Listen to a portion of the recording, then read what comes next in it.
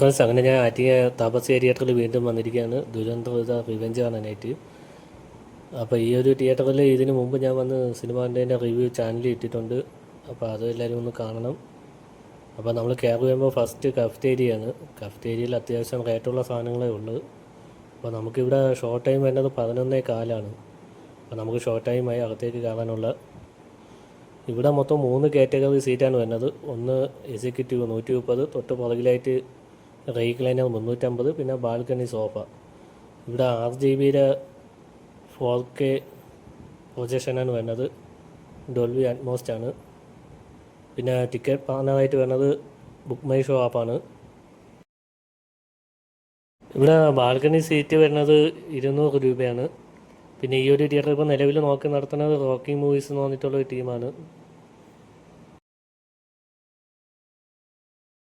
അപ്പോൾ ഈ ഒരു തിയേറ്ററിൽ ഞാൻ ഇവിടുത്തെ 3 കാറ്റഗറിയിലുള്ള സീറ്റിലും സിനിമ ഇരുന്ന് കണ്ടിട്ടുണ്ട്. അതിൻ്റെ വീഡിയോ ഞാൻ ഈ ഒരു ചാനലിൽ തന്നെ പോസ്റ്റ് ചെയ്തിട്ടുണ്ട്. അപ്പോൾ ലാസ്റ്റായ റീക്ലൈനർ സീറ്റാണ് ഇന്ന് ബുക്ക് ചെയ്തത്. പക്ഷേ ഈ 3-ൽ ഏതാണ് നല്ലതെന്ന് ചോദിച്ചു കഴിഞ്ഞാൽ 3ഉം ആവറേജ് ആയിരുന്നു സീറ്റിങ്ങിൻ്റെ കാര്യത്തിൽ. ഈ ഒരു തിയേറ്റർ ഇപ്പം നിലവിൽ ഈ ഒരു തിയേറ്ററിൽ സിനിമ കണ്ടിട്ടുള്ള നിങ്ങളുടെ അഭിപ്രായം അറിയിക്കുക.